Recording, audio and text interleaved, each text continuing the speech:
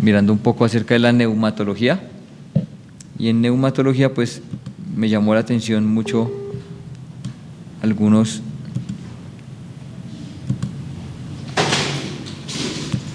videos, entonces voy a estar transmitiéndolos, pero lo que les digo es que si pueden escuchar toda la enseñanza, pues van a tener un gran panorama. El estudio del Espíritu Santo, la tercera persona de la Trinidad. Históricamente, la doctrina del Espíritu Santo como una persona distinta, como una persona no creada de la Trinidad, tomó miles de años en desarrollarse. Esto se debió en gran parte al hecho de que Dios decidió revelar este aspecto de su ser a través del tiempo. Y como Dios reveló más y más de sí mismo, comenzamos a desarrollar una comprensión más completa de su naturaleza trinitaria. Tradicionalmente, los teólogos sistemáticos han definido la Trinidad diciendo: Dios existe en tres personas, pero tiene una sola esencia. Por el término persona, nos referimos a una personalidad distinta, autoconsciente. Y por el término esencia, nos referimos al ser de Dios, a su naturaleza fundamental, o a la sustancia de la que Él está compuesto. La doctrina de la Trinidad se insinúa en el Antiguo Testamento, pero únicamente la persona del Padre fue planteada con claridad. En el Nuevo Testamento, las tres personas de la Trinidad se revelaron plenamente: Padre, Hijo y Espíritu Santo. Y también se definió la naturaleza de su relación entre sí. Finalmente, en la Iglesia primitiva, todos esos detalles fueron formulados en doctrinas teológicas que los cristianos han adoptado desde entonces. En esta lección sobre el Espíritu Santo en la Trinidad, exploraremos el desarrollo histórico de la neumatología en tres pasos. Primero, veremos cómo aparece el Espíritu Santo en el Antiguo Testamento. Entonces, en esta lección sobre el Espíritu. Entonces, la parte importante con respecto a la neumatología es verla desde el Antiguo Testamento, el Nuevo Testamento y la historia de la Iglesia. Entonces, el Espíritu Santo, ahorita por ejemplo vamos a ver un poco acerca del Antiguo Testamento que nunca habíamos visto o que nunca se profundiza acerca del Espíritu Santo en el Antiguo Testamento. Entonces, aquí está. Son solo algunos extractos. Las relaciones personales entre el Padre, el Hijo y el Espíritu Santo siempre han sido ciertas para Él. Las tres personas son y siempre han sido increadas y completamente Dios. Pero durante los días del Antiguo Testamento, el pueblo de Dios no entendió que Dios existió en tres personas. Simplemente lo conocían y lo adoraban como el único Dios verdadero. Por supuesto, podemos ver indicios en todo el Antiguo Testamento de que el Espíritu Santo es una persona distinta, pero solo con la claridad del Nuevo Testamento podemos reconocer estos indicios. El teólogo del siglo XX, D.B. Warfield, que vivió de 1851 a 1921, comparó el Antiguo Testamento con una habitación ricamente amueblada, pero pobremente iluminada. Dijo que cuando introducimos una mejor iluminación, no cambia lo que hay en la habitación, simplemente nos permite ver las cosas que ya estaban ahí. Escuchemos cómo Warfield aplicó esta idea a la Trinidad en su obra La Doctrina Bíblica de la Trinidad, publicada en 1915. El misterio de la Trinidad no es revelado en el Antiguo Testamento, pero el misterio de la Trinidad subyace a la revelación del Antiguo Testamento. Y aquí y allá casi está a la vista. Así, la revelación de Dios del Antiguo Testamento no se corrige por la revelación más completa que la sigue, sino que solo se perfecciona, se extiende y se amplía. Dios no se reveló como la Trinidad en el Antiguo Testamento, al menos no de una manera que su pueblo podía reconocer claramente. Aún así, porque Dios realmente existe como una Trinidad y porque el Antiguo Testamento realmente lo revela. El Antiguo Testamento contiene pistas sobre la Trinidad, y cuando leemos el Antiguo Testamento con la visión que obtenemos del Nuevo Testamento, podemos ver estas claves con más claridad. El Antiguo Testamento cuenta la historia de la obra de Dios en preparación para la venida del Salvador, del Mesías. Lo hace describiendo la obra de Dios por medio del Espíritu de Dios y del Hijo de Dios. Por ejemplo, en el Salmo capítulo 2. Y así usted encuentra a través del Antiguo Testamento una introducción, no solo del nombre de Dios, sino de la obra de Dios asociada con su nombre. Pero cuando Dios obra, Él trabaja en múltiples formas en el texto. El lenguaje de Dios es múltiple, en donde hay más de una identificación de cómo se está realizando esta obra, ya sea por medio de su Hijo o por medio de su palabra en el Salmo 33, o por medio de su espíritu introduce la idea de que hay varias personas en la divinidad, sin tener que ser explícito al respecto. El Nuevo Testamento retoma esto, justo donde el Antiguo Testamento lo había dejado. Se centra en la obra de Dios, en Jesucristo como el Hijo de Dios, en el bautismo de Jesús. El Padre, el Hijo y el Espíritu todos aparecen juntos. Por lo tanto, no hay modalismo donde estos son solo nombres que se atribuyen a la misma persona o al mismo individuo. El Padre, el Hijo y el Espíritu son personas distintas. El Nuevo Testamento es capaz de tomar todos los términos y la obra de Dios prometida en el Antiguo Testamento, llevarlos a cabo y cumplirlos, por lo que trabajan juntos introduciendo las ideas, la obra de Dios y el nombre de Dios, así como el Hijo y el Espíritu, y posteriormente el Nuevo Testamento lo reúne en plenitud para darnos la doctrina de la Trinidad. Hay muchas maneras de investigar el Espíritu Santo en el Antiguo Testamento, pero para nuestros propósitos nos centraremos en las referencias del Antiguo Testamento al Espíritu de Dios y en cómo esas referencias indican la divinidad o deidad del Espíritu y su personalidad. Veamos primero algunas referencias del Antiguo Testamento al Espíritu de Dios. El Antiguo Testamento usa varios nombres para el Espíritu de Dios, incluyendo Espíritu Santo, Espíritu de Dios, Espíritu del Señor, y a veces, cuando Dios está hablando, mi Espíritu. En el Antiguo Testamento, la palabra hebrea que traducimos como Espíritu es Ruach. En términos generales, Ruach puede referirse a una variedad de cosas. Puede ser el viento o el aliento. En los animales, puede ser el principio de vida que los anima. En los seres humanos, nuestro Ruach es a menudo nuestra alma inmortal. Ruach también puede referirse a espíritus que no tienen cuerpos materiales, pero cuando se refiere a Dios, generalmente es un sinónimo de Dios mismo, o se refiere a una presencia personal y compromiso activo con la creación. En los nombres Espíritu de Dios, mi Espíritu y el Espíritu del Señor, Ruach se combina con un nombre o pronombre para Dios, indicando que el Espíritu de Dios está asociado con Dios de alguna manera, o que en realidad es Dios. Y el nombre del Antiguo Testamento, Espíritu Santo, se une a Ruach con la palabra hebrea Kodesh, que significa santidad. La Kodesh de Dios, o santidad, es su desapego, o su separación, su calidad de ser diferente de su creación. Incluye cosas como su absoluta pureza moral, así como el esplendor de su apariencia.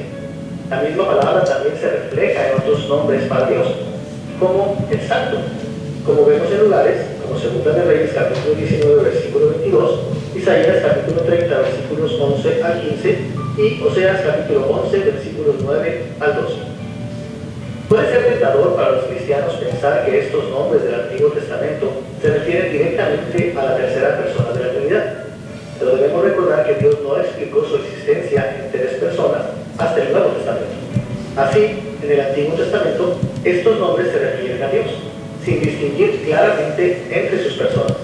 Aún así, estos nombres ayudaron a preparar al pueblo de Dios para aprender sobre la Trinidad del Nuevo Testamento, y a la luz de la enseñanza del Nuevo Testamento, los teólogos han aplicado comúnmente estas referencias a la naturaleza y a la obra del Espíritu Santo. Habiendo visto algunos nombres del Antiguo Testamento para el Espíritu de Dios, veamos cómo esos nombres demuestran la divinidad o deidad del Espíritu. Cuando hablamos de la divinidad o deidad del Espíritu Santo, tenemos en mente que el Espíritu es realmente el Dios increado y no simplemente uno de los agentes de Dios. Como hemos dicho, las referencias del Antiguo Testamento al Espíritu de Dios a veces identifican a Dios mismo y a veces describen su compromiso con la creación, pero en ambos casos apuntan a su divinidad eterna e increada. Consideraremos 4 características del Espíritu de Dios del Antiguo Testamento, que apuntan a su divinidad, comenzando con referencias que equiparan al Espíritu con Dios mismo. Veamos primero un pasaje escrito por el profeta Isaías. Después de describir las formas en que Dios había salvado y redimido a Israel, Isaías criticó la forma en que Israel había respondido a Dios. Escuchemos lo que escribió en Isaías capítulo 63, versículo 10. Mas ellos fueron rebeldes e hicieron enojar su Santo Espíritu, por lo cual se les volvió enemigo y él mismo peleó contra ellos. Isaías aplicó el nombre Espíritu Santo a Dios mismo, probablemente para enfatizar que la santidad de Dios fue lo que lo hizo ofenderse por su pecado. Esto es similar a la aflicción del Espíritu Santo que Pablo advirtió en Efesios capítulo 4, versículo 30, y en respuesta Dios castigó a su pueblo luchando contra ellos. Y escuchamos cómo Isaías continuó en el capítulo 63, versículos 11 al 14. Pero se acordó de los días antiguos, de Moisés y de su pueblo, diciendo: ¿dónde está el que les hizo subir del mar? El que puso en medio de él su Santo Espíritu, el que los guió por la diestra de Moisés con el brazo de su gloria, el que dividió las aguas delante de ellos, haciéndose así nombre perpetuo, el que los condujo por los abismos. El Espíritu de Jehová los pastoreó. Así pastoreaste a tu pueblo, para hacerte nombre glorioso. Isaías se refirió a los milagros que Dios había realizado cuando rescató a Israel de Egipto. Estos incluían la división del Mar Rojo, permitiendo a los israelitas cruzar ilesos y ahogar al ejército de Faraón. Estos milagros también están registrados en Éxodo capítulos 14 y 15. En Éxodo capítulo 15, versículos 3 al 6, Moisés escribió: Jehová es varón de guerra, Jehová es su nombre. Echó en el mar los carros de Faraón y su ejército. Tu diestra, oh Jehová, ha sido magnificada en poder. Tu diestra, oh Jehová, ha quebrantado al enemigo. Aquí está claro que el Señor mismo realizó estas obras. Así que cuando Isaías las atribuyó al Espíritu Santo de Dios y al Espíritu del Señor en Isaías capítulo 63, él intentó que su público original interpretara estos nombres como nombres para Dios mismo. Además, cuando Moisés habló de la diestra de Dios ganando la victoria, estaba usando un lenguaje metafórico que comparaba a Dios con un guerrero humano. Y su punto era que Dios mismo había entrado directamente y ganado la batalla. De la misma manera, cuando Isaías más tarde equiparó el Espíritu Santo de Dios al brazo de Dios, él quiso decir que Dios mismo estaba invisible como un guerrero que luchaba en nombre de su pueblo. Algo similar es a menudo cierto acerca del nombre Espíritu de Dios. Por ejemplo, en Génesis capítulo 1, versículo 2, el Espíritu de Dios flotó sobre las aguas en la creación. En Job capítulo 33, versículo 4, el Espíritu de Dios es el creador de los seres humanos. Y en Salmos capítulo 106, versículos 32 y 33, Él es Dios, el Señor, contra el cual los israelitas se rebelaron y murmuraron en Meribá. En estos y muchos otros lugares, el contexto identifica o equipara al Espíritu de Dios con Dios mismo. A través de las actividades del Espíritu Santo que leemos en el Antiguo Testamento, estamos seguros de que Él es Dios. Por ejemplo, su papel en la creación. En Génesis capítulo 1, Moisés nunca escribió que el Espíritu Santo fue creado. Por el contrario, dijo que el Espíritu de Dios estaba flotando sobre las aguas. La idea aquí es que estaba abrazando la creación como un pájaro abraza a sus polluelos. Estaba dando vida y poder a la creación. La misma idea se encuentra en el Salmo 104 cuando dice: envía su Espíritu, son creados. El Espíritu Santo tiene la capacidad de crear. Y lo mismo se aplica al nombre Espíritu del Señor, usando el nombre del pacto de Dios, Jehová, en lugar del nombre más genérico, Dios. Además de referirse a Dios en Isaías capítulo 63, versículo 14, como acabamos de ver, también se refiere a él en Miqueas capítulo 2, versículo 7, y posiblemente en varios otros pasajes también. Y la frase sencilla, mi espíritu, también identifica directamente a Dios mismo. En Génesis capítulo 6, versículo 3, habla de Dios peleando con la humanidad. En Ageo capítulo 2, versículo 5, Dios habló de permanecer presente con su pueblo del pacto a través de su Espíritu. Un segundo hecho que señala la divinidad del Espíritu de Dios en el Antiguo Testamento es que el Espíritu empodera la profecía y visiones.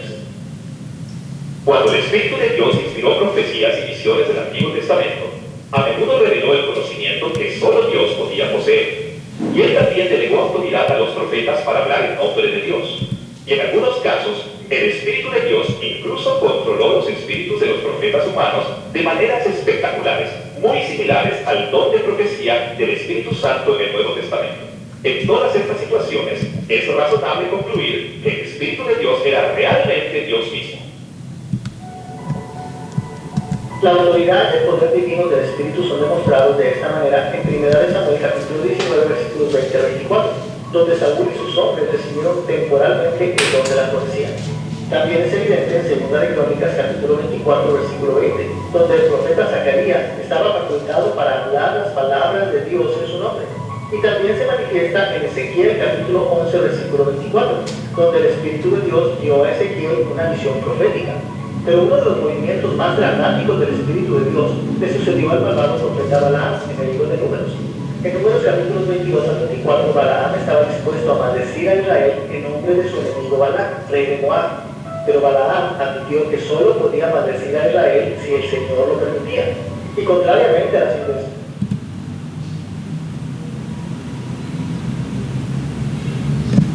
Balac, rey de Moab. Pero Balaam admitió que solo podía maldecir a Israel si el Señor lo permitía. Y contrariamente a las intenciones de Balac y Balaam, las únicas profecías que Balaam pudo cumplir eran bendiciones para Israel. Dios abrumó de tal manera a Balaam que el profeta era incapaz de decir algo que Dios no había ordenado. En Números capítulo 24, versículos 2 al 4, encontramos este registro del encuentro de Balaam con el Espíritu de Dios. Y levantó Balaam sus ojos y vio a Israel acampado por tribus. Y vino sobre él el Espíritu de Dios, y comenzando su profecía dijo: Oráculo de Balaam, hijo de Beor, y oráculo del hombre de ojos abiertos, oráculo del que escucha las palabras de Dios, del que ve la visión del Todopoderoso, caído, pero con los ojos descubiertos. El Espíritu de Dios proveyó a Balaam las palabras de Dios y la visión del Todopoderoso. Esto explicó por qué Balaam falló en maldecir a Israel. Dios mismo proporcionó las palabras que Balaam fue obligado a hablar. Como el Espíritu de Dios, el Espíritu del Señor también fue fuente de profecías, indicando que este nombre también podía referirse directamente a Dios. En Números capítulo 11, versículo 29, Moisés reveló que el Espíritu del Señor era la fuente de su propio don profético, así como de los dones de otros profetas israelitas. En Ezequiel capítulo 11, versículo 5, el Espíritu del Señor puso las palabras de Dios en la boca del profeta Ezequiel, y las últimas palabras de David antes de su muerte comparan directamente el Espíritu del Señor con el mismo Dios de Israel. Escuchemos lo que dijo David en 2 de Samuel capítulo 23, versículos 2 y 3. El Espíritu del Señor habló por mí, y su palabra estuvo en mi lengua. Dijo el Dios de Israel, me habló la roca de Israel. Aquí el paralelismo de la poesía de David sugiere que el Espíritu del Señor y el Dios de Israel son uno y el mismo.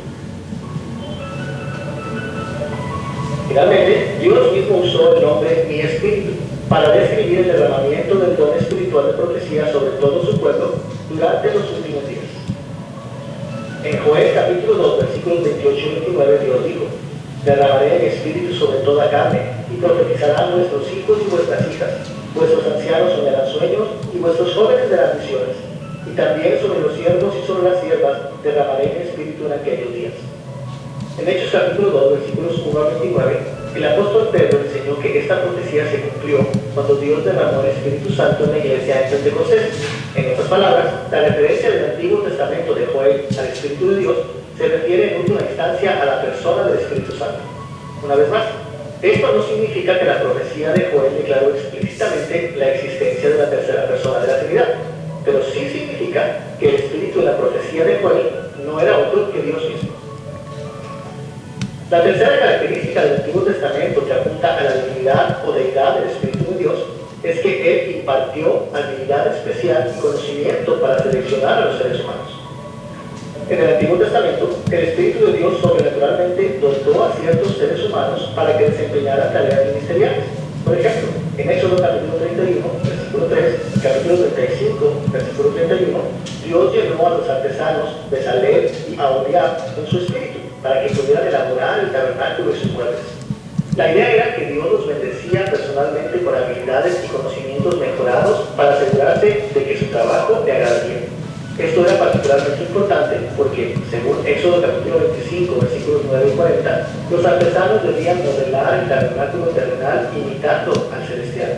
Por lo tanto, tenían que tener suficiente habilidad y conocimiento de todas las artes necesarias para completar esta tarea, como trabajar el metal, la madera, cortar la piedra, bordado, arte y cualquier otra manualidad necesaria para construir el tabernáculo.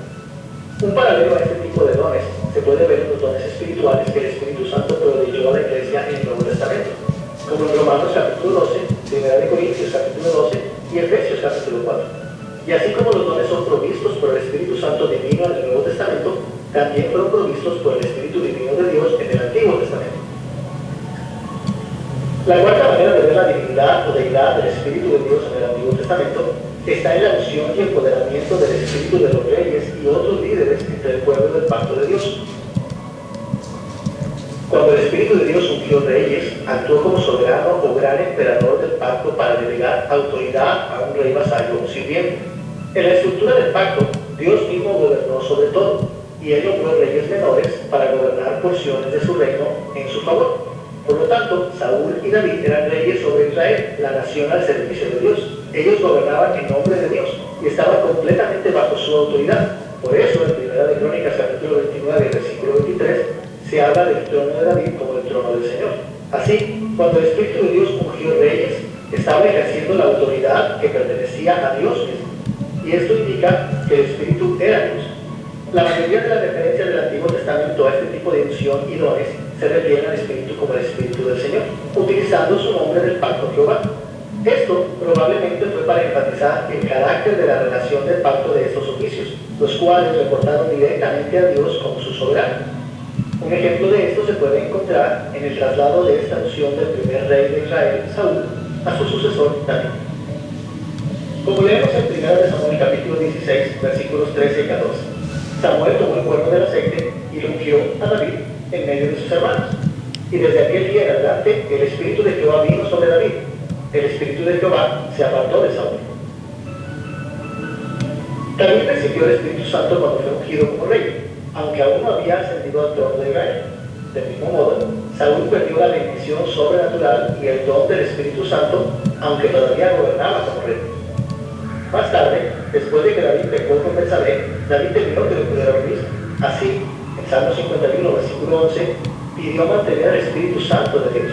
No estaba pidiendo mantener el trono, esperaba poder mantenerlo tal como Saúl lo había mantenido incluso cuando pecó. En su lugar, David pidió mantener la poderosa presencia de Dios que le permitió llevar a cabo la voluntad real de Dios. El Nuevo Testamento ilumina la actividad del Espíritu en el relato del bautismo y la unción de Jesús para su oficio de Mesías o Cristo. Este relato está registrado en Mateo capítulo 3, versículos 14 a 17, Marcos capítulo 1, versículos 9 al 11, y en Lucas capítulo 3, versículos 21 y 22. En todos estos relatos, el bautismo de Jesús lo preparó para el ministerio. El Espíritu Santo descendió sobre él corporalmente en forma de paloma, y el Padre habló desde el cielo para confirmar que estaba complacido con Jesús. Sin duda, el Espíritu de Dios en el bautismo de Jesús es la tercera persona de la Trinidad. Y esto nos ayuda a ver que el mismo Espíritu Santo realizó la misma función en el Antiguo Testamento. Por supuesto, las audiencias originales del Antiguo Testamento no habían interpretado que esto significaba que el Espíritu del Señor era una persona distinta dentro de la deidad. Sin embargo, deberían haber sido capaces de ver que cuando el Espíritu ungía y daba dones a la gente, significaba que Dios mismo estaba interactuando con el mundo. Vemos esto en la unción de Saúl, en 1 Samuel capítulo 10, versículo 6, y en el don de David para gobernar como rey, en Isaías capítulo 11, versículo 2. También es evidente en los dones de Miqueas para su cargo de profeta, en Miqueas capítulo 3, versículo 8, y el Espíritu del Señor nombró y facultó a los jueces de Israel en todo el libro de jueces. Él vino sobre Otoniel en capítulo 3, versículo 10, Gedeón en capítulo 6, versículo 34, Jefté en capítulo 11, versículo 29, y Sansón en capítulo 13, versículo 25, capítulo 14, versículos 6 y 19, y capítulo 15, versículo 14. El Antiguo Testamento sugiere que el Espíritu es Dios, sin nombrarlo explícitamente. Cuando leemos en Génesis capítulo 1, versículo 2, tenemos al Espíritu de Elohim flotando sobre las aguas con la creación. Esto parece ambiguo, pero en Salmo 104 el salmista dice que el Espíritu es el que da vida a la creación. Posteriormente pasamos a Ezequiel 36, un extraño pasaje dentro de la promesa de Dios del nuevo pacto. Dios dice a su pueblo: voy a poner mi espíritu en ti y voy a moverte para que quieras seguir y hacer mis decretos. Lo que esto significa es que el espíritu en ellos va a crear una nueva clase de personas que no se inclinan hacia la desobediencia, sino hacia la obediencia. Y así, cuando pensamos qué hace el espíritu en el Antiguo Testamento, el espíritu es único. Una de las cosas básicas que hace es dar vida. Él es el dador de vida principal, el que da la vida creacional y la nueva vida creacional. Incluso en el Antiguo Testamento vemos esto. Cuando preguntamos, ¿quién da la vida? El único que da la vida, nosotros lo sabemos, es Dios mismo. Y así, el Antiguo Testamento mismo sugiere que el Espíritu es Dios Todopoderoso. Hasta ahora, hemos considerado cómo la doctrina de la pneumatología se desarrolló en el Antiguo Testamento, centrándose en las referencias al Espíritu de Dios y a la divinidad o deidad del Espíritu. Entonces, algo importante, me parece, porque es un resumen súper lleno de cosas, pero mucha información, pero es un resumen del Antiguo Testamento.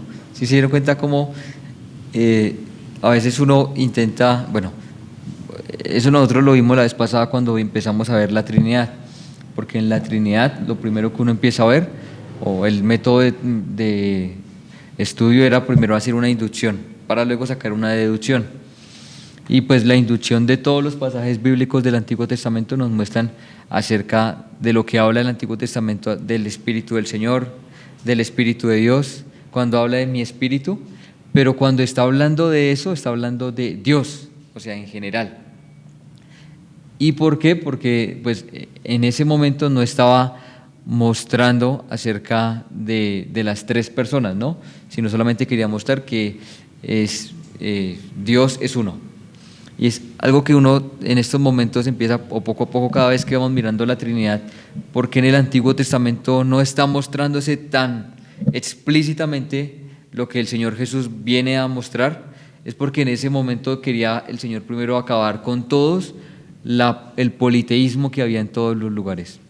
Aunque aquí ahorita después del Nuevo Testamento hay mucho politeísmo todavía, pues ya el Señor ya había combatido con todo ese politeísmo que había, y empieza el Señor Jesús a dar una revelación un poco más específica: quién es el Padre, quién es el Hijo, quién es el Espíritu Santo.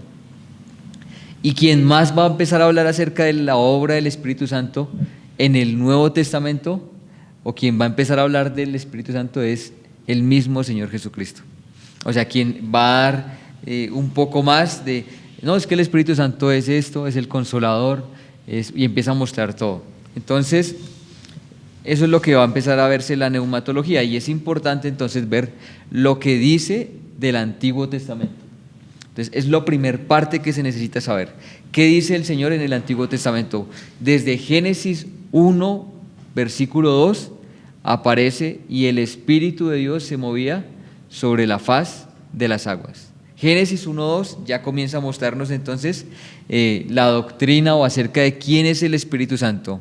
Es el que ejecuta toda la obra del Señor. ¿Sí? Ese es el Espíritu Santo, el que hace toda la ejecución de todo lo que el Padre y el Hijo pues han planeado también, aunque son Dios y siempre han estado eternamente, coeternamente, también podríamos decirlo como Jesucristo, coexistente y eterno. Algo importante acerca de la neumatología y del Espíritu Santo es que no está subordinado. ¿Sí saben qué significa eso? Entonces, ¿qué pasa? Que muchos dicen, no, el Padre y el Hijo, y más adelante vamos a verlo un poquito acerca de lo que habla de la Iglesia, porque en un momento dijeron, no, el Padre y el Hijo y el Espíritu, entonces es como el que está acá, el de abajo, como el que lo mandan, algo así, ¿sí me hago entender? Entonces, en la Trinidad, en la parte esencial, el Padre, el Hijo y el Espíritu Santo son todos poderosos, es santo, no hay nada que se le cambie ni al Padre, ni al Hijo, ni al Espíritu Santo. Pero ahora necesitamos hablar algo que es la procedencia, ¿sí? Eso es algo importante que me han pedido las 8 días. Bueno, ¿y qué versículos miramos? ¿Se acuerda? ¿Qué versículos miramos acerca del amor? Entonces vamos a ver un poquito acerca de eso también. Entonces, la neumatología. Algo importante, la importancia de la doctrina del Espíritu Santo. Yo volví a tomar unas notas que teníamos acerca de la Trinidad porque es importante volver a enfatizar algunas cosas, ya teniendo en cuenta mucho de lo que hemos visto de la teología propia y de la cristología. Entonces, la importancia de la doctrina del Espíritu Santo. A.W. Tozer tiene muchos libros, muchísimos libros acerca de la doctrina del Espíritu Santo, porque se ha tomado mal y se ha sobreexcedido, y aunque se habla mucho en el siglo, o se habló mucho también en el siglo XX, no se tomó a conciencia un estudio claro acerca de la neumatología, sino que se empezó a hablar fue más acerca de los dones, acerca de el hablar en lenguas o manifestaciones, Pentecostés, pero no se tomó en realidad bien para poder tener una buena doctrina. Por eso hay algunos excesos también. Entonces, A.W. Tozer dice: la Iglesia está llamada a vivir por encima de su propia capacidad. Está llamada a vivir en un plano tan elevado que ningún ser humano puede vivir en su propia capacidad y fuerza. El cristiano más humilde está llamado a vivir un milagro, una vida moral y espiritual de tal intensidad y pureza que ningún ser humano puede lograrlo. Solo Jesucristo puede hacerlo. Él quiere que el Espíritu de Cristo venga sobre su pueblo. Esta inspiración divina de lo alto nos afecta mental, moral y espiritualmente. Entonces, esto es la importancia de la doctrina del Espíritu Santo. Y es importante tener como un conocimiento acerca de lo que habla el Espíritu Santo, pero es importante poder ser investidos y llenos del Espíritu Santo. Eso es algo importante porque se habla también en las otras partes ortodoxas acerca de la neumatología, más no de una vida práctica. Y es triste, ¿no? Porque también uno puede llegar a tener una buena doctrina. Sí, la neumatología, el Espíritu Santo es esto, pero ya. ¿Sí? Había una introducción de R.C. Sproul hablando un poquito del Espíritu Santo y dice, voy a contarles una cosa. Entonces empieza a contar su testimonio. Dice, yo conocí a una muchacha y con ella me iba a casar. Al poco tiempo, cuando ya me iba a casar con ella, conocí al Señor. Y entonces yo empecé a orar fervientemente, Señor, ya te conozco y ya sé que en tu palabra dice que no puedo unirme en yugo desigual. Haz que ella se pueda volver al Señor. Y decía, y yo oraba fervientemente para que ella se convirtiera. Entonces él la invitó durante como a unos meses, la invitó a una reunión. Y entonces dijo, y todo el día cuando la invité, ese día quería ir allá a la reunión, todo el día yo invitándola, yo oraba, Señor, por favor, y estaba súper deseoso. Y ese fue el día que más oré, fervientemente. Y entonces ella estuvo en la reunión toda la noche, escuchó toda la enseñanza, y como era como un pequeño campamento, y ella se entró como a unos cuartos donde las mujeres. Y al otro día ella dijo, la vi caminando en las nubes. Entonces yo dije, ¿qué le pasó? Y dice, no, tengo que contarle, toda la noche no pude dormir porque me dormía y decía, ¿se iría? No, aquí estás, te conozco, Señor. Y seguía durmiendo. Y se despertaba otra vez y decía, ¿será que se fue? No, aquí está conmigo. Entonces le dice a R.C. Sproul, es que siempre duré escuchando muchas cosas acerca del Espíritu Santo, acerca de la obra de Cristo, pero ahora entiendo que Él es mi Salvador y ahora sé que Él vive en mí. Entonces dice, ahora puedo conocer al Espíritu Santo. Entonces él daba una pequeña introducción para decir, no solamente era escuchar todo esto, porque ella tal vez estuvo en una iglesia, sino que ahora sí podía conocerle. Y entonces va a querer hablar primero de aquellos que necesitamos conocer acerca del Espíritu Santo. Francisco La Cueva, solamente para hablar acerca del Espíritu Santo, toma casi la mitad de un libro para decir, yo sé que la persona del Padre y del Hijo, ya la hemos estudiado, pero es necesario poder tener algo bien detallado acerca de la obra del Espíritu Santo, porque tal vez se ha dejado en poco, ¿no? Entonces hay una estrategia satánica con respecto para no conocer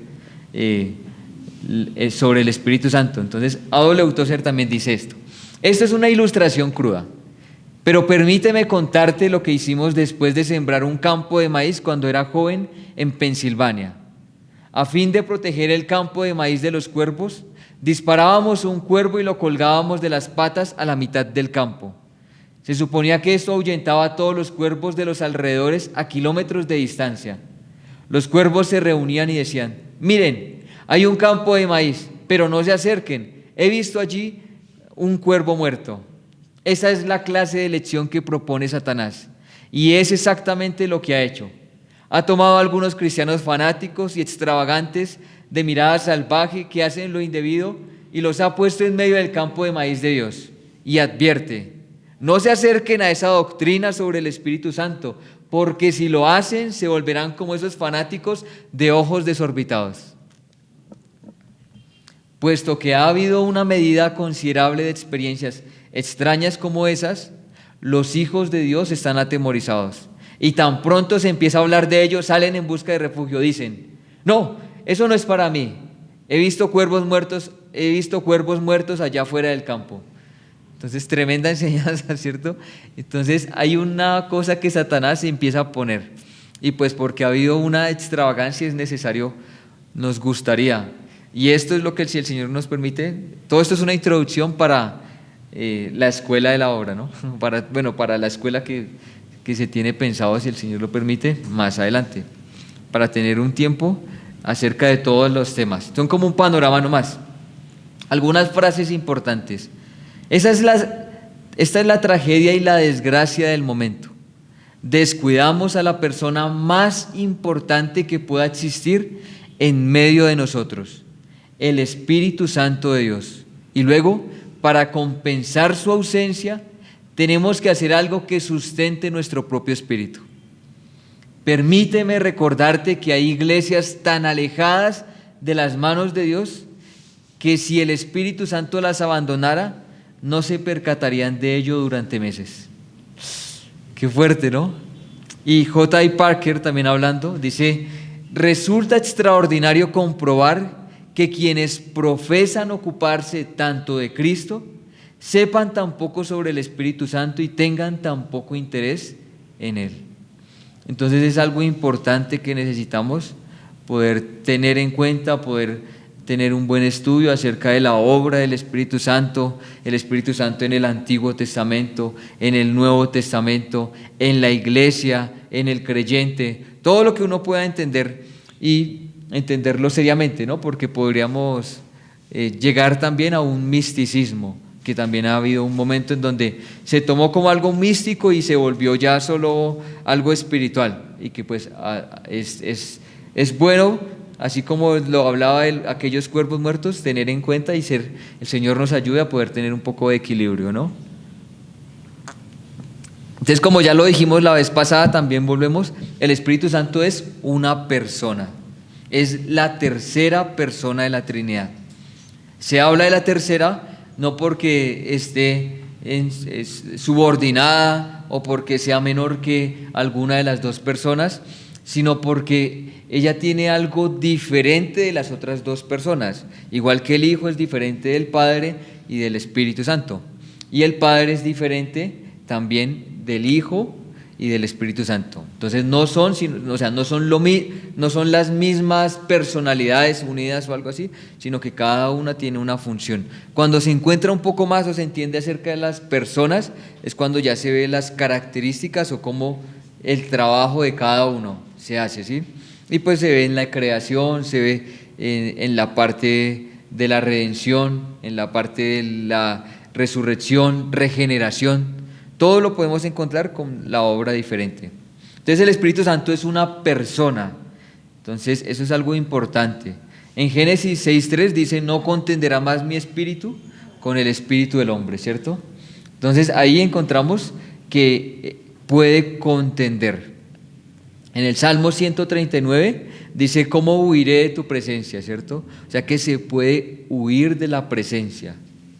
En Marcos 3:29 se puede blasfemar de Él. En Juan 14:26 dice: Él los enseñará. Entonces encontramos que Él nos enseña. Él es nuestro maestro. En Juan 15:26, Él da testimonio. En Juan 16:8-12, Él convence. En Juan 16:13 guía. Juan 16:13 habla y oye. Y dice que todo lo que oyó del Padre y del Hijo es lo que Él va a hablar. No va a hablar tampoco por su propia cuenta. Y esto es algo que si llegáramos a tomar pasajes más específicos, Juan 14, Juan 15 y Juan 16. ¿Por qué? Porque son los pasajes que nos ayudan a entender un poco más de la personalidad del Espíritu Santo. Francisco de la Cueva, cuando habla acerca del oír, dice: veamos una gran diferencia entre la persona del Hijo y la persona del Espíritu Santo. El Hijo dice en Juan 5: yo no hago nada por mi propia cuenta, ¿sí? Dice, sino que lo que veo, eso es lo que hago. Entonces, una diferencia: el Hijo todo lo que ve y el Espíritu todo lo que oye. Tremendo, ¿cierto? Entonces se ve una gran diferencia, porque vamos a encontrar que el Espíritu no es la expresión completa del Padre, porque ese es el Hijo, sino que el Espíritu Santo es la procedencia del Padre y del Hijo. Entonces, por eso es que dice: Él tomará de lo de mi Padre y de lo mío. Entonces toma de los dos. Entonces es una gran diferencia y es la parte personal. Entonces el Francisco de la Cueva toma diciendo el espíritu es la parte como la impresión, la parte de adentro, la parte más íntima entre el Padre y el Hijo, es la parte de la comunión. Por eso cuando se habla acerca del Espíritu Santo es la comunión, y todo lo que oye, esto habla, pero entonces hay una comunión completa. Este es el que hace que sea todo lo del Padre y todo lo del Hijo esté también en el Espíritu. Entonces, bueno, Él oye, habla.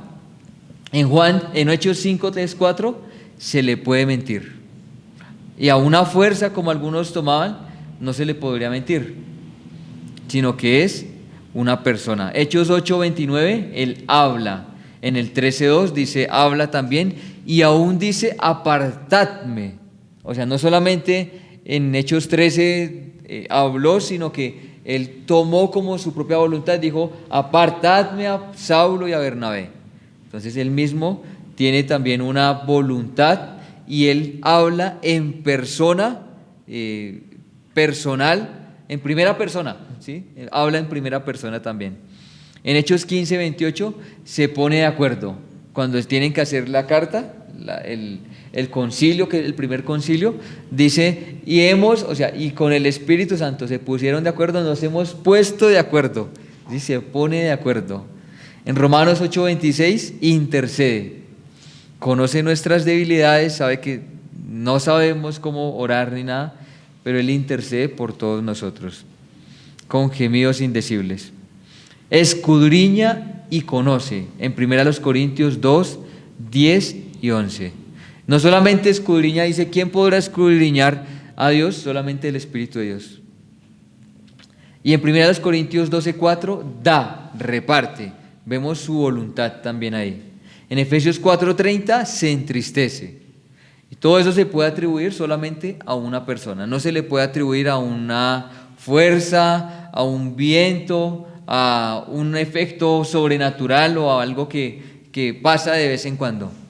¿Sí? Esto es, el Espíritu Santo es una persona. Y también, al ser persona, encontramos entonces en la Trinidad, cuando se habla de la Trinidad, es que son tres personas y uno en esencia, un solo Dios verdadero. Entonces también encontramos que el Espíritu Santo es Dios. Y algunos versículos, Mateo 28, 19, solo se le puede consagrar una persona, y bautizándolos en el nombre del Padre y del Hijo y del Espíritu Santo. En Mateo se consagra una persona al único Dios verdadero, subsistente en tres personas. Y en Hechos 5, cuando hablamos, eso también lo leímos, en donde dice que no le has mentido a los hombres, sino le has mentido a Dios. Entonces ahí encontramos que le están atribuyendo al Espíritu Santo que es Dios. En 1 Corintios 3:16 y 1 Corintios 6:19 se le dedica el templo, lo cual es honor exclusivo de la deidad. Dice que es templo de Dios. Y en Hebreos 10:29 se le ultraja como al Padre y al Hijo, cuando dice que si nosotros pecáramos voluntariamente, o sea, si tal vez nosotros lo hacemos, también se le ultraja como al Padre o al Hijo, al Espíritu Santo. Entonces el Espíritu Santo es diferente del Padre y del Hijo. Esta es la diferencia. Ya vimos una. Entonces todo lo que oye, esto es lo que habla. Aunque en la Escritura se hacen alusiones al Espíritu Santo como el Espíritu de Dios, el Espíritu de Cristo en Romanos 8, 9. O sea, cuando hablamos de la procedencia, en Juan 15 se dice porque procede del Padre, pero no se habla de la procedencia del Hijo, sino que se habla más implícito, o sea, no está explícitamente así, y procede del Padre y del Hijo, pero sí encontramos que el Hijo es el que envía, porque es de donde procede también. El Hijo es el que dice, yo les enviaré. Yo rogaré al Padre, también dice, pero en otro dice, yo les enviaré. Pero recibiréis poder cuando haya venido sobre vosotros el Espíritu Santo. Entonces, aquí también encontramos en la parte de la procedencia, acerca del Espíritu Santo, que se habla del Espíritu de Cristo. ¿Por qué? Porque también procede del Hijo. En Romanos 8:9. La Escritura también nos muestra que Él es una persona diferente del Padre y del Hijo, aunque por los nombres que se asignan pudiera confundirse su persona. El Espíritu de Dios y el Espíritu de Cristo, uno pensaría que tal vez es, y ese es algo que a veces lo confunden, ¿sí? Se confunde con la persona del Espíritu Santo, con el Padre y el Hijo. Entonces debemos comprender que estos nombres se deben a su procedencia, ya que Él procede del Padre y del Hijo, puesto que es enviado por el Hijo. En Juan 15:26, Él lo envía, Juan 14:26, Hechos 1:4 y en Lucas 24, donde dice: estad quietos y yo les enviaré el poder para que puedan ustedes testificar a todas partes. Entonces, en la fórmula bautismal ordenada por nuestro Señor Jesucristo, en Mateo 28 dice: por tanto, id y haced discípulos a todas las naciones, bautizándolos en el nombre del Padre y del Hijo y del Espíritu Santo. Entonces, esa parte del nombre está en singular y lo que denota es una sola esencia. Entonces, personas, vemos tres personas distintas: en nombre del Padre, nombre del Hijo y nombre del Espíritu Santo.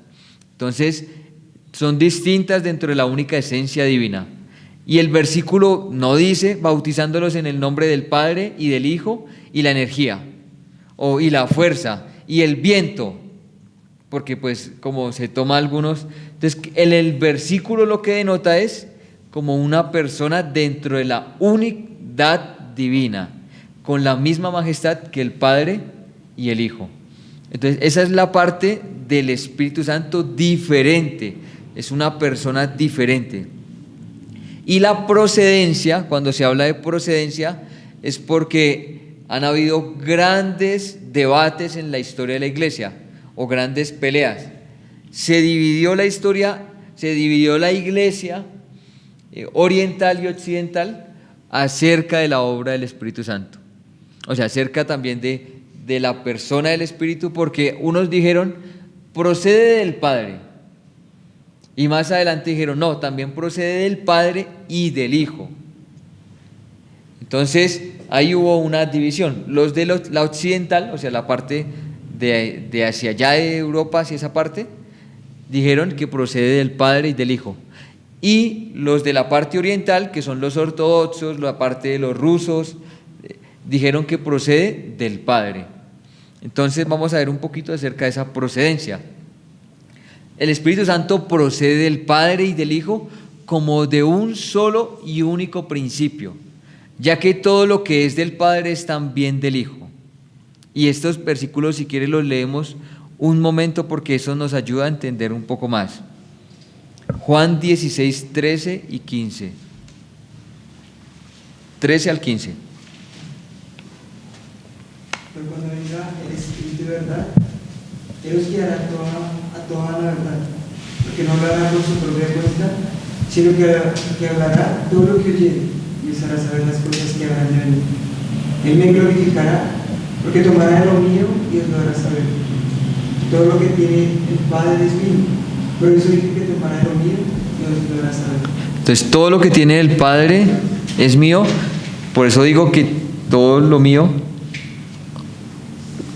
lo hará saber. Entonces, excepto las respectivas relaciones de paternidad y filiación, entonces, ya que todo es del Padre, es también del Hijo. ¿Por qué? Porque el Padre se ha dado completamente al Hijo. Entonces, en esa parte del darse completamente, pero no pierde la persona del Padre, o sea, el darse no está perdiendo su personalidad, ¿sí? Sino que se está dando el Padre al Hijo. El Hijo está manifestando todo lo que es del Padre. Esa es la imagen del Dios invisible, ¿cierto? Es la impronta de la sustancia del Padre, como lo dice en Hebreos. Entonces, en esta manifestación, todo lo que es del Padre es del Hijo, pero esta comunicación entre el Padre y el Hijo, esta comunión, todo lo que se está dando, es por medio del Espíritu Santo. Esa procedencia. Entonces, excepto dice, luego también es común al Padre y al Hijo la expiración activa, por la que se constituyen en oposición relacional frente al Espíritu Santo. Entonces, esa parte de darse completamente, hay un versículo, y el hermano Gino creo que lo explicaba con este. Dice, el Padre ama al Hijo. Entonces le da todas las cosas, pero el Hijo también va a darle todas las cosas al final. O sea, ese tipo de comunicación que se está dando es a través del Espíritu Santo. Por eso es tan implícito, aunque cuando uno habla de Juan 17, en donde dice, como tú y yo, Padre, en mí, ¿sí? Ahí también encontramos al Espíritu Santo. ¿Cómo lo encontramos? Implícitamente, por comunión. Esa comunión completa que se encuentra en el Padre y el Hijo. Y esto es, si estamos hablando de algo que es intratrinitario, o sea, en la parte interna. O sea, esa es el ad intra, ¿sí? Esa comunión que hay entre el Padre, el Hijo y el Espíritu Santo, esa comunión. Y que se va a manifestar de una forma externa. Y esa forma externa, entonces vamos a encontrar que el sello del Espíritu Santo, ¿sí? O sea, se va a encontrar que el sello, pues es todo lo del Padre y del Hijo, pero que ha sido sellado. Entonces vamos a encontrar que el Espíritu Santo es el que ejecuta todo lo que el Padre ha planeado desde antes de la fundación del mundo. Entonces ahí ya se encuentra una diferencia en las personas también. Entonces el Padre y el Hijo se aman entre sí con infinita intensidad, ya que dice en Juan 4, 16 y 4, 8, porque primera de Juan 4, 8 y primera de Juan 4, 16 nos muestra un atributo esencial de Dios mismo, que es el amor. Entonces dice, porque Dios es amor. Entonces, en esa parte esencial del amor, y que el Padre es el que ama al Hijo, como lo dice en Mateo 10, Mateo 11, cuando Jesús llega y dice, porque a ti te ha agradado todas las cosas, y dice que le ama al Hijo, y ese amor que está siempre intratrinitario y que se manifiesta más adelante, ya en la economía de Dios, en la ejecución de todos los planes del Señor, en la divina teleología, de lo que veíamos ya toda la ejecución de Dios, ese amor que se aman entre sí con infinita intensidad, lo que no podríamos realmente saber si no nos hubiera sido revelado, es que ambos se unen para expresar ese amor. El Padre es el que ama, pero el Hijo es el que recibe el amor.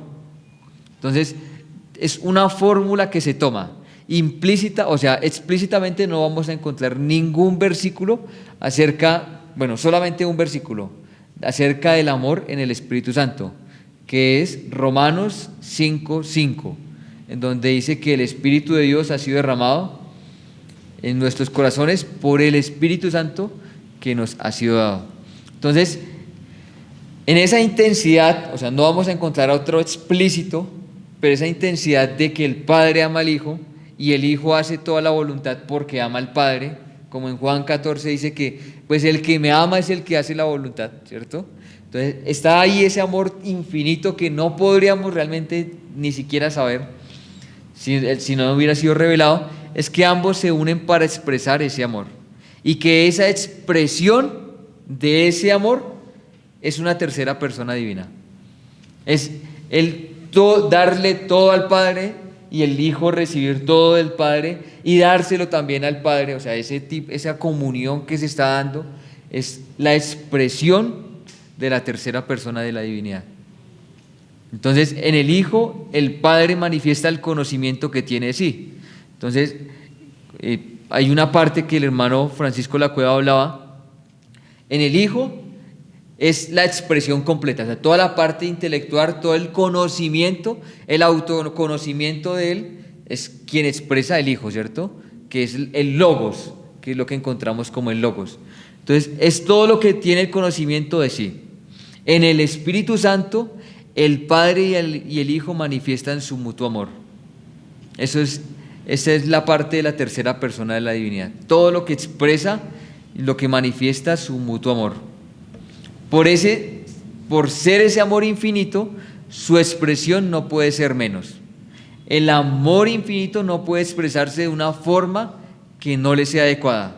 igual que un conocimiento infinito, no puede tener una imagen inadecuada de sí mismo. Entonces, en el Padre, que es el que da, es el que genera al Hijo, o sea, el que engendra al Hijo, que es un conocimiento completo, no hay nada que pueda hacer algo, un error o algo que diga que está inadecuado o algo, ¿no? Igualmente esa parte, expresión del amor entre el Padre y el Hijo, nunca puede haber un amor inadecuado. Por eso es bonito saber que el amor que ha sido derramado en nuestros corazones por el Espíritu Santo es algo que es completo, no hay un amor en donde haya alguna falla o algo así. Entonces no hay ninguna imagen inadecuada de sí mismo. Cada uno se da totalmente en la intensidad del amor por el otro, sin reservar nada. Ciertamente, la idea de reservarse algo no tiene sentido. Si se dan, solo pueden darse totalmente, ya que no poseen más que su totalidad. La manifestación del amor entre el Padre y el Hijo es infinita. No le falta una sola de las perfecciones que ellos poseen. Es Dios una persona, es alguien. Entonces el Espíritu Santo es esa manifestación completa. Podríamos también tomarlo con la parte de la misma vida, porque el Hijo dice que no tiene vida en sí, sino que al Padre es el que le ha dado. Entonces esa comunión y esa comunicación completa es a través del Espíritu Santo. Por eso encontramos que el Espíritu Santo es la verdad, igual se dice el Espíritu de verdad. Y Jesús dijo unos capítulos anteriores, unos versículos, yo soy el camino y la verdad y la vida. Entonces esa darse completamente el Espíritu de verdad, el Espíritu de vida, de sabiduría. Entonces también encontramos, pero lo que va a expresar completamente acerca del Espíritu es el amor. Esa es la parte que manifiesta más acerca del Espíritu Santo. Entonces, en el Hijo el autoconocimiento del Padre, ¿sí?, que es el Logos, y en el Espíritu Santo es la mutua relación entre el Padre y el Hijo, es el amor, esa manifestación del amor completo. ¿Es importante saber acerca del Espíritu Santo? Sí, muy importante. Ahora, ¿por qué se llama Espíritu Santo? Hoy estaba preguntando eso, ¿por qué se llama Espíritu Santo? O sea, la pregunta sería, ¿por qué se llama Espíritu Santo si Dios es Espíritu? ¿Cierto? Es una buena pregunta. Si Dios es Espíritu, ¿por qué se llama Espíritu Santo? Tiene algo diferente, o sea, va a mostrar algo. Algo que uno cuando está como enamorado, ¿usted qué hace? Bueno, todos lo hemos hecho en algún momento. Es solo una pequeña como simbología, pero no muestra nada acerca de lo que es completo el amor verdadero, ¿no? Pero esa parte en donde uno como que hace, ¿sí? Ese tipo de, ese que se sale, ese suspiro, entonces es esa manifestación del amor, ¿cierto? Espíritu es ruach, o sea, esa expiración, y el Espíritu de Dios sopló. Entonces ¿por qué se llama Espíritu Santo? Aunque de las tres personas se puede decir que son espíritu, porque Dios es espíritu, Juan 4:24, porque Dios no tiene cuerpo, sino que es espíritu purísimo e infinito. La tercera persona es espíritu en un sentido especial, o sea, hay algo especial al decir Espíritu Santo. Este es el nombre que nuestro Señor eligió para la tercera persona. Y no solo porque había de llamarle de alguna manera. Hay en él un significado profundo. Cristo sopló a los apóstoles cuando les dijo, recibid el Espíritu Santo, en Juan 20:22. Cuando el Espíritu Santo descendió sobre ellos, el día de Pentecostés, oyeron antes el ruido de un viento impetuoso, como un huracán, como un viento impetuoso. Aún así podemos seguir preguntando por qué la tercera persona, que es la manifestación del amor del Padre y del Hijo, tiene que llamarse su aliento o su espíritu, la parte de la aspiración. Entonces miremos una parte importante. Fijemos nuestra atención en dos cosas. Todos tenemos la experiencia que el amor ejerce su influencia sobre la respiración, ¿cierto? Empieza como Y empieza a ver ese, algo que hace que la respiración cambie, ¿no? La respiración del que ama se acelera. Y hay una estrecha relación entre la respiración y la vida. Cuando dejamos de respirar, dejamos de vivir. Entonces, el vínculo entre la vida y el amor no es difícil de ver, ya que el amor es la entrega de la propia vida. Entonces, esa parte del amor entre el Padre y el Hijo completamente es esa relación, ese amor perfecto que es el Espíritu Santo, que es una persona. No es solo un sentimiento o algo así que se podría confundir o decir, ¿cierto? Es una persona, es esa comunión completa. Entonces, el Espíritu Santo es esa inspiración entre el Padre y el Hijo, y el Hijo y el Padre. Esa comunicación y comunión. Entonces, eso es lo que encontramos acerca. No sé si hay preguntas con respecto a lo que hemos visto. Muy difícil todavía. Pues siempre va a ser difícil, hermano, cuando se habla acerca de la Trinidad, y más en la parte intratrinitaria. Cuando ya se habla acerca de la ejecución del plan del Señor, pues ya se ve un poco más la manifestación y la obra del Espíritu. Se encuentra la obra del Espíritu como lo vimos en el Antiguo Testamento, que es el que da vida, que es el que capacita, que es el que guía, el que enseña. Todo lo que encontramos acerca del Espíritu en el Antiguo. Y en el Nuevo pues ya es muchísimo más fácil, porque el Espíritu de Dios, el Espíritu Santo también descendió en forma de paloma, fue lleno del Señor Jesucristo del Espíritu, todo lo hizo por el poder del Espíritu Santo, sacó fuera demonios por el Espíritu Santo. Entonces ya empezamos a ver la ejecución de toda la obra del Señor, de todo por el Espíritu de Dios, ¿cierto? Y ya encontramos más adelante que la iglesia apareció, el surgimiento o el inicio de la iglesia es por el Espíritu Santo, cuando desciende sobre todos los hermanos. Y ya encontramos que el bautismo del Espíritu también es quien nos une para que podamos estar en la parte de la iglesia. Entonces ya empezamos a ver la obra del Espíritu Santo más poco a poco, la regeneración del creyente, la guianza del Señor, la llenura del Espíritu Santo, la resurrección de Jesucristo por el Espíritu Santo. Entonces toda la obra del Espíritu Santo en el Nuevo Testamento es un poco más explícita, ya se muestra todo. Es el Consolador, es nuestro ayudador. Entonces esto ya es un poco más sencillo. Entonces hay unos nombres que se atribuyen al Espíritu Santo en el Nuevo Testamento.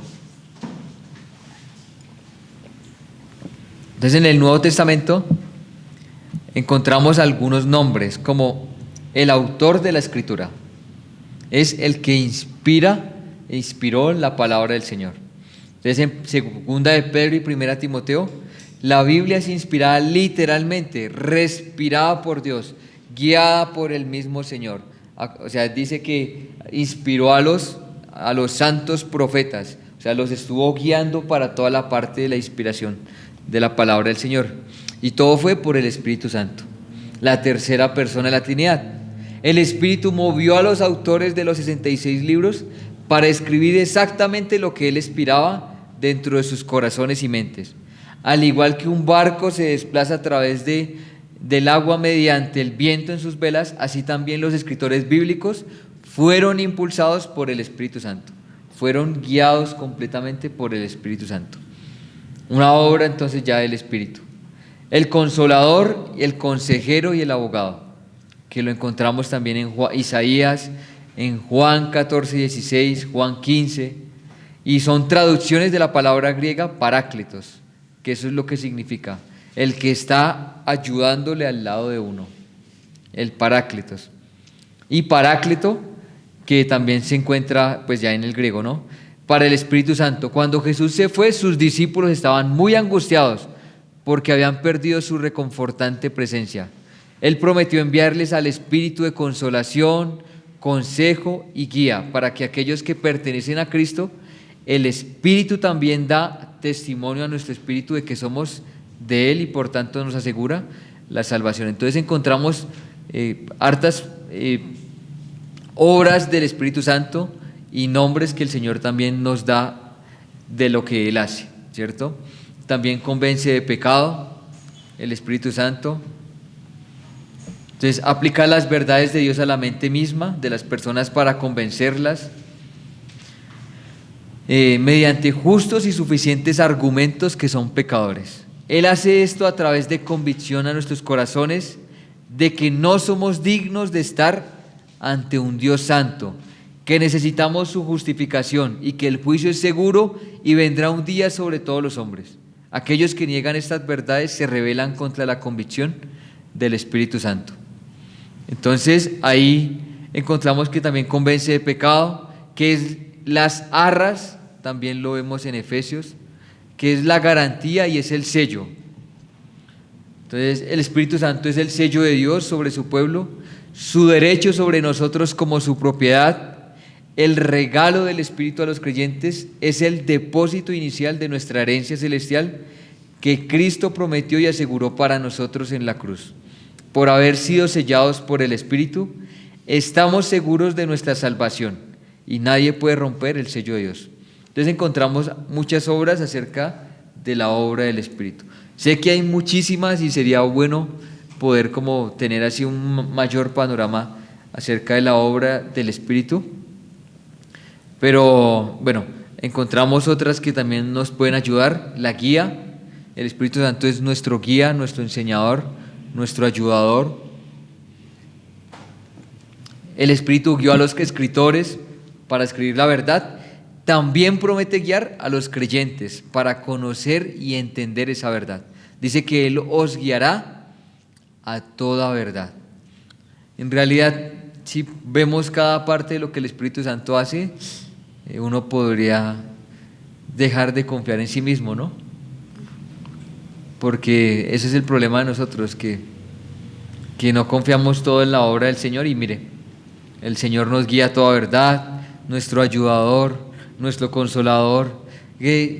Tengo algo, y el Señor dice, tranquilo, mire más adelante que yo ya soy las arras y el sello y la garantía de que su cuerpo va a ser glorificado, porque el Espíritu Santo es el que nos va a dar testimonio.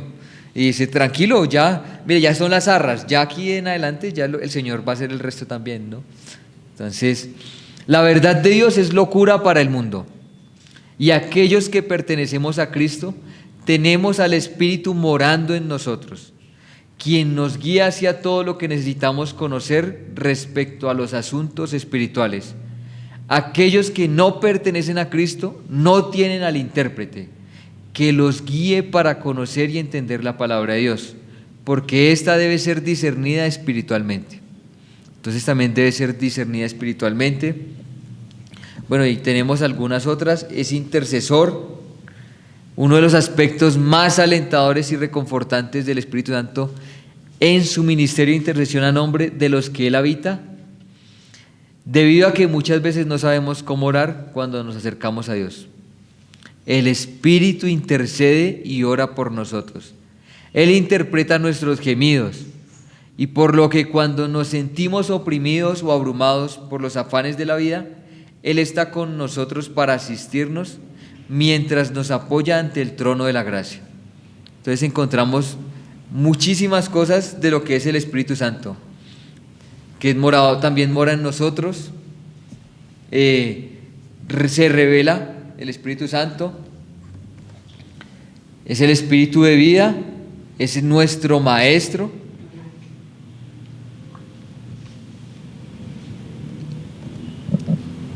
Perdón, hermanos. ¿Ahí ven?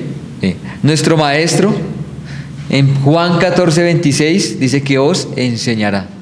Yo me acuerdo de porque a veces uno dice, no, es nuestro Maestro, y puede uno poner a otro maestro, y el Señor es quien nos enseña. El Espíritu Santo es nuestro Maestro.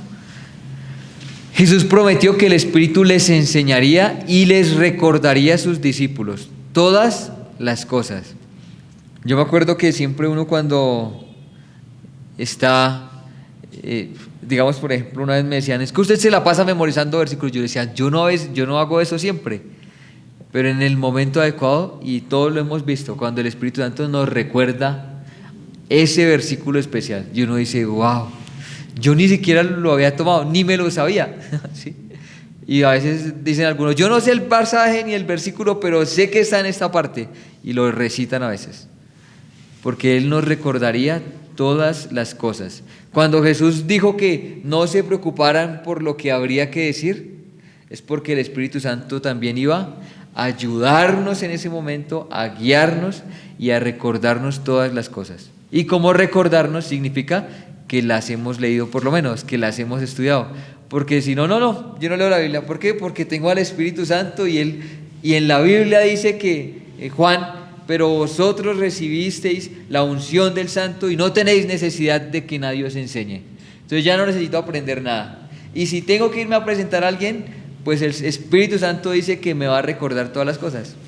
Y podemos sacar excusas acerca de eso, ¿no? El Señor mismo también nos ayuda y el Espíritu Santo pone en nosotros un hambre y una sed por la misma palabra del Señor, ¿no?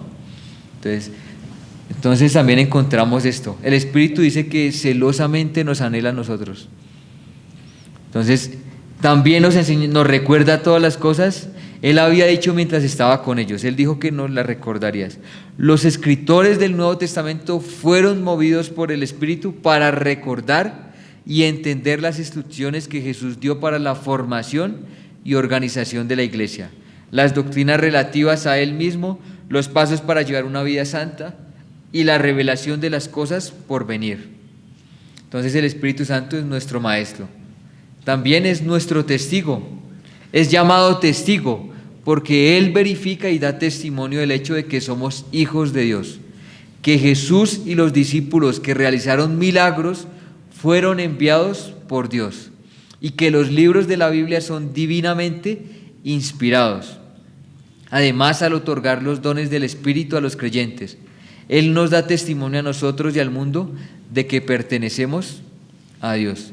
Entonces encontramos algunas partes de la obra, hay muchos libros en la teología sistemáticas, yo tenía aquí también como un panorama, encontramos también los nombres del Espíritu de Dios, el Espíritu de Cristo, el Consolador, el Espíritu de verdad, el Espíritu de gracia, el Espíritu de vida, también los símbolos del Espíritu Santo, como en el Antiguo Testamento que eran ungidos con aceite. Entonces el Espíritu Santo, uno de los símbolos es el aceite, el fuego, el viento que se mueve libre, que no saben para dónde vamos, pero que se está moviendo para un lugar también, es un sello, las arras también encontramos, y la paloma, que también es uno de los símbolos que utiliza.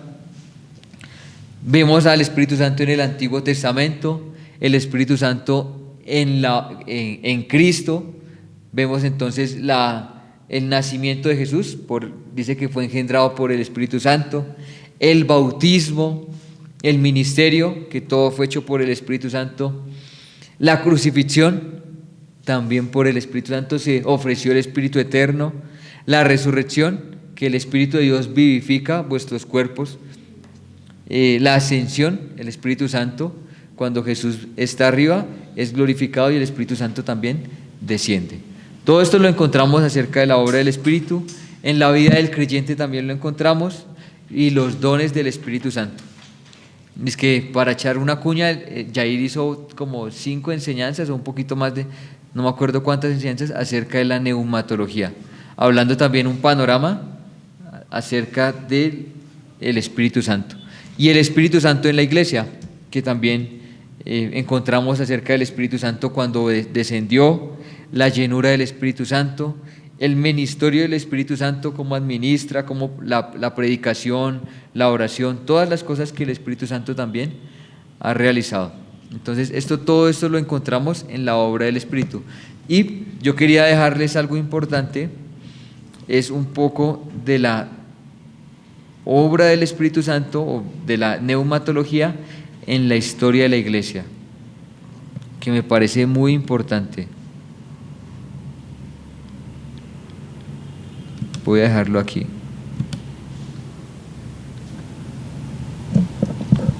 En la historia de la iglesia, ya lo ponemos. ¿Dónde está? allá, aquí.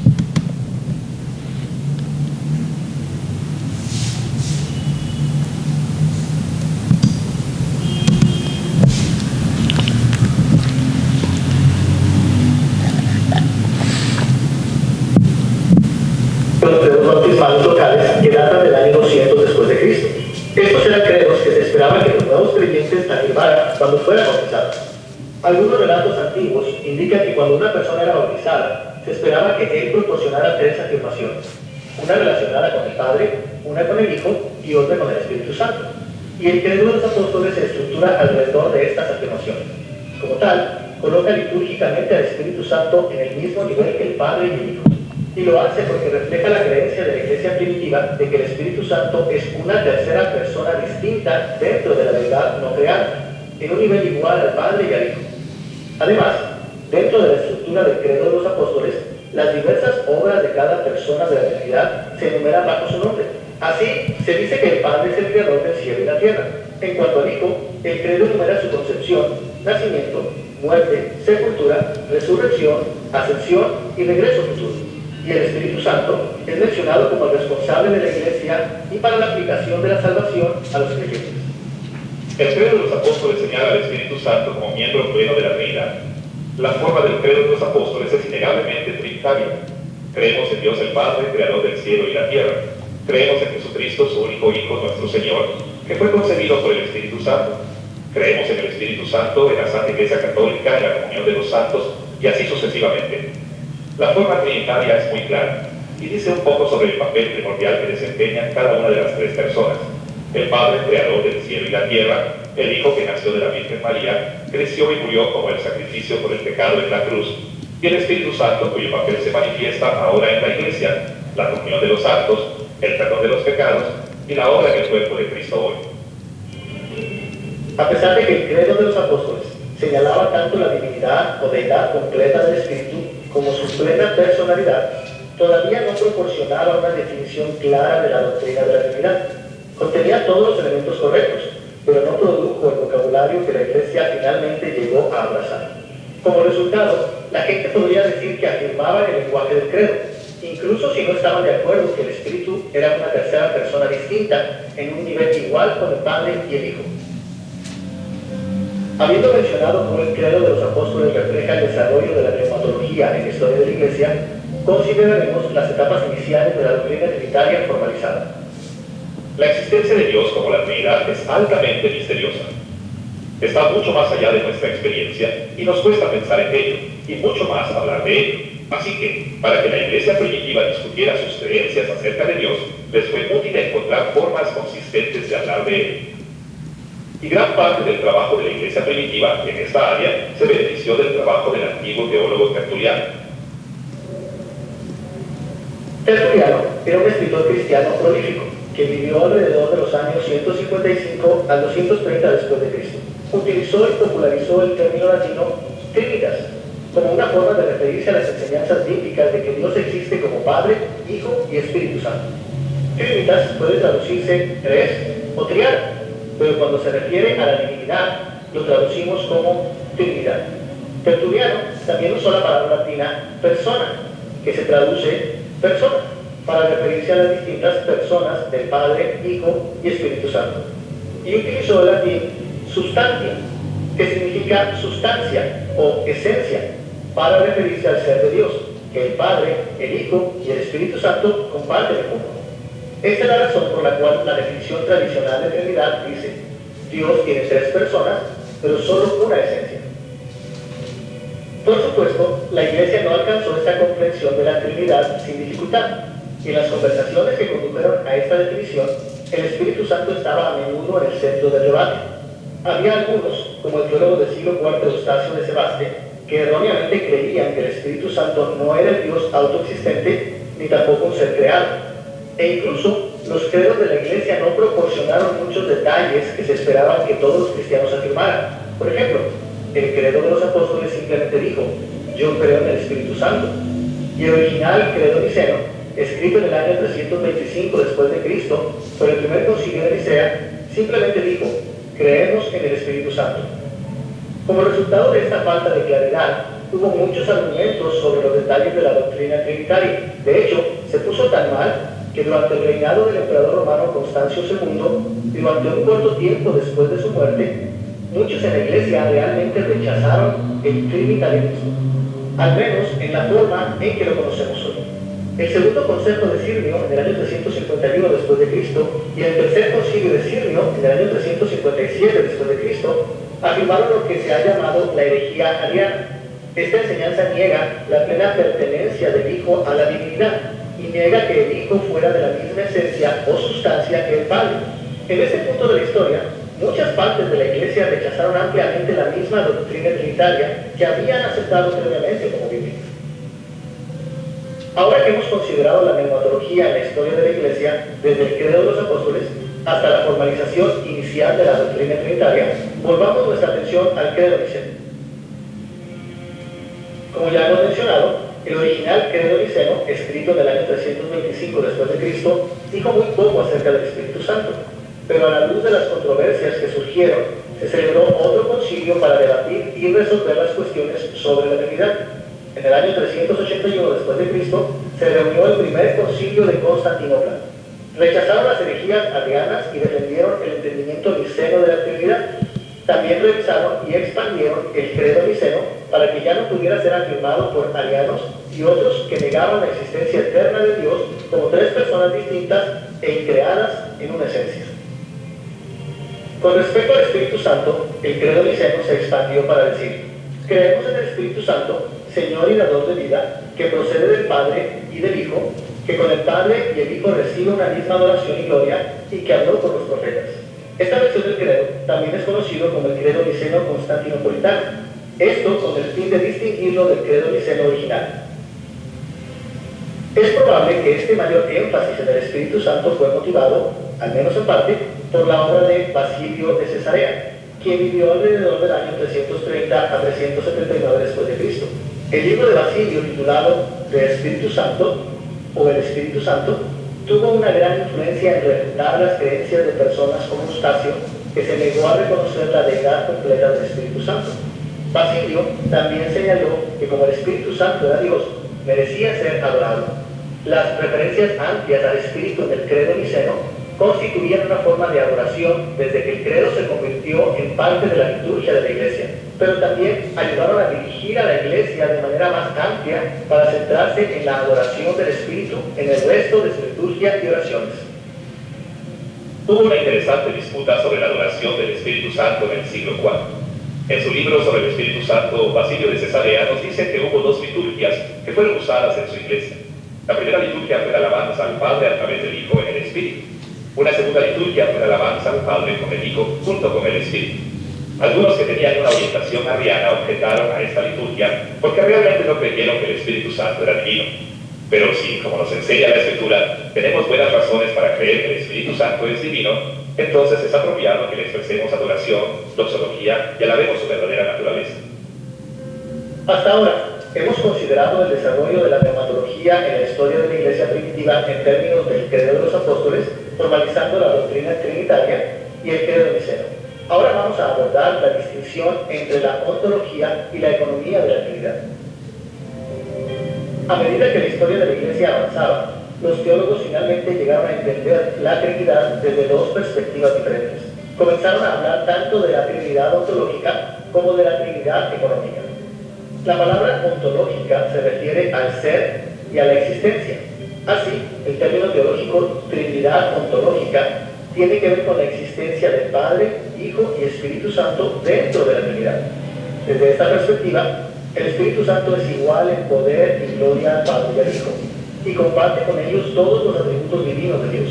Como la pregunta y respuesta 4 del Catecismo Menor de Westminster lo señala, las tres personas son infinitas, eternas e inmutables en su ser, sabiduría, poder, santidad, justicia, bondad y verdad.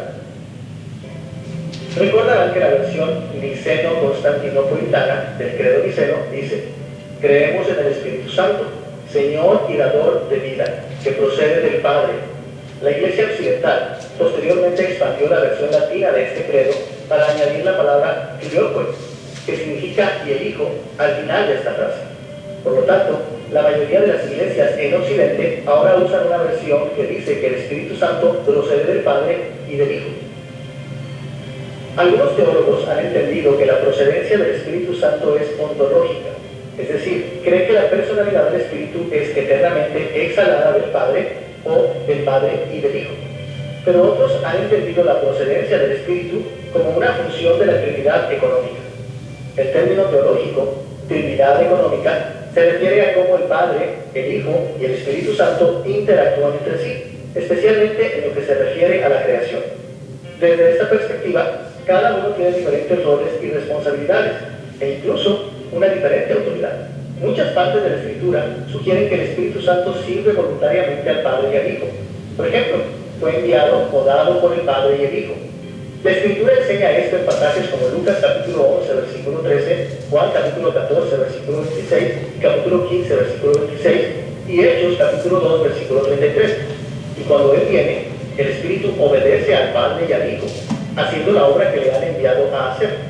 Aprendemos de esto en lugares como Juan capítulo 16, versículo 13, Romanos capítulo 8, versículo 11, y Primera de Pedro capítulo 1, versículo 2. Debido a pasajes como estos, muchos teólogos dicen que dentro de la Trinidad económica, el Padre y el Hijo tienen mayor autoridad que el Espíritu Santo. Aún así, es importante enfatizar que el Espíritu todavía es completamente Dios, y que esta estructura de autoridad existe porque todos quieren y están de acuerdo con ella. Por lo tanto, el Espíritu Santo no es de ninguna manera inferior al Padre y al Hijo. Es importante reconocer la diferencia entre la Trinidad ontológica y la Trinidad económica. Esta es una distinción muy útil que los teólogos han hecho y que nos ayuda a evitar mucha confusión cuando estudiamos la doctrina de la Trinidad. Cuando hablamos de Trinidad ontológica, nos estamos refiriendo a su naturaleza. Nos referimos al hecho de que las tres personas de la Trinidad, Padre, Hijo y Espíritu Santo, son iguales en sustancia, en poder y en gloria. Por supuesto, ninguno de ellos es superior en ese sentido. El Padre es Dios, el Hijo es Dios, el Espíritu Santo es Dios. Podríamos decirlo así: el Padre es 100% Dios, el Hijo es 100% Dios, el Espíritu Santo es 100% Dios. Pero cuando se trata de sus roles, de la división de roles, entonces hablamos de la Trinidad económica. Queremos decir con eso que la Biblia nos enseña que a pesar de que son iguales los tres, como hemos dicho, en sustancia, poder y gloria, cuando se trata de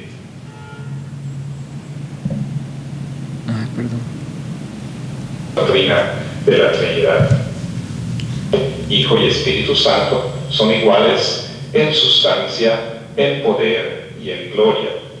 Por supuesto, ninguno de ellos es superior en ese sentido. El Padre es Dios, el Hijo es Dios, el Espíritu Santo es Dios. Pudiéramos decirlo así: el Padre es 100% Dios, el Hijo es 100% Dios, el Espíritu Santo es 100% Dios. Pero cuando se trata de sus roles, de la división de roles, entonces hablamos de la Trinidad económica. Queremos decir con eso que la Biblia nos enseña que a pesar de que son iguales los tres, como hemos dicho, en sustancia, poder y gloria, cuando se trata de sus diferentes trabajos o roles, vemos en las Escrituras que el Padre es quien tiene el rol en la salvación, Él es el que elige para salvación. El Hijo es aquel que también realiza la obra de redención al morir por nosotros, y el Espíritu Santo es quien aplica la obra de redención. Cuando hablamos de la Trinidad económica, vemos también esa subordinación que hay del Hijo al Padre y del Espíritu Santo al Hijo y al Padre. Eso no quiere decir que el Hijo es menor que el Padre en el sentido ontológico, el Espíritu Santo es menor en ese sentido, sino que por mutuo acuerdo pudiéramos decir que ellos voluntariamente se someten a la autoridad del Padre. La doctrina del Espíritu Santo tardó siglos en formalizarse, pero esto no significa que la Iglesia no siempre creyó los elementos centrales de la neumatología.